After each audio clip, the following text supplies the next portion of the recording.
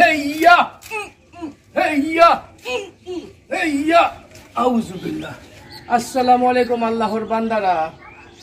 আজকে টপিক হইল গিয়ে এই যে টাঙ্কি, এই যে পানির টাঙ্কি দেখছেন না, এই যে দেখেন, এটা কি জানেন? একটু সামনে আসো। এটা কি গাছ, কে নাম জানেন? এটা অবশ্যই বলবেন। আমি আমার ভাষায় বলি বট গাছ। আপনার এই বট গাছের এই যে গোড়াগুলো দেখেন, এখানে না আছে মাটি, না আছে কিছু। আর দেখেন, এটা টাইনাও আমি আনতে পারি না। যাদের বট গাছের প্রতি অভিজ্ঞতা আছে তারাই বলতে পারবো বট গাছ কতটা বিপজ্জনক বা কতটা ক্ষতিকর। ওই যে দেখেন, মানে পানি পড়তে পড়তে এখানে কিভাবে যে জন্ম হয়েছে এই বট গাছ, কেউ লাগাই নাই, অটোমেটিক।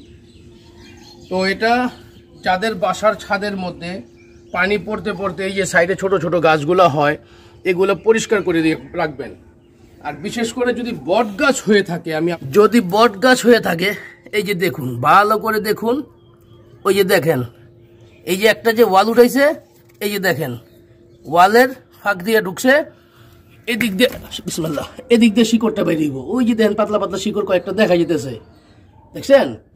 তার মানে এটা যে আপনার এই ছাদটারে যে নষ্ট করব না, এতে কোনো গ্যারান্টি নেই।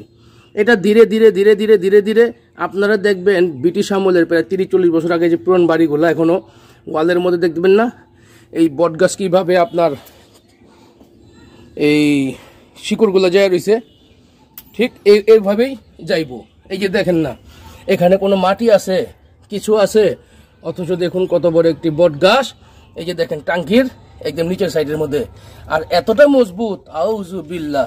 দেখুন, মানে এতটা মজবুত, এটা আমি টাইনা হেসরায়ও আমি সরাইতে পারতেছি না। আল্লাহ বুঝেন কত মজবুতভাবে এই গোড়াটা ধরছে।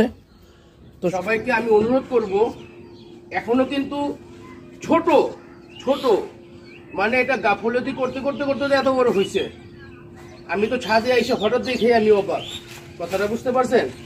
তো যাদের বাসায় এরকম আছে, ছোট থাকতেই এটাকে কাটার ব্যবস্থা করুন, না হইলে ছাদ এই টাঙ্কির সব কিছু নষ্ট করে ফেলাইবো ভাই। তো ভিডিওটা প্রচুর পরিমাণ শেয়ার করবেন, এই জন্য যাদের বাসা বাড়িতে বা ছাদের মধ্যে এরকম বট গাছ হয়ে রয়েছে, দয়া করে আপনারা এগুলা কেটে নেবেন, কারণ এটা তো বট গাছ লাগাতে চাই, কোনোভাবেই পারি না। আলহামদুলিল্লাহ।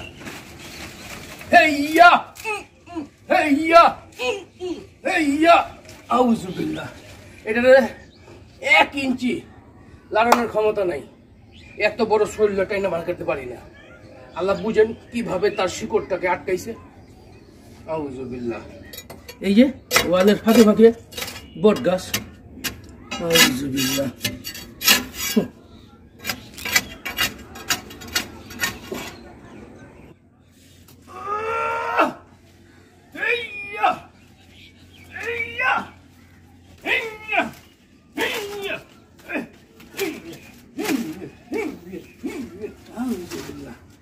উঠছে, গোড়া উঠছে।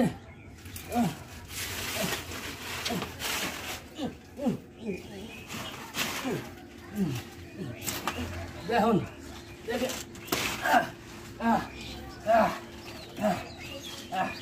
দেখুন কতগুলা গোড়া, দেখছেন কতগুলা গোড়া একসাথে হয়েছে। একটু ঘুরে যাও, সাথে আকাশের ওয়েদারটাও দেখাও।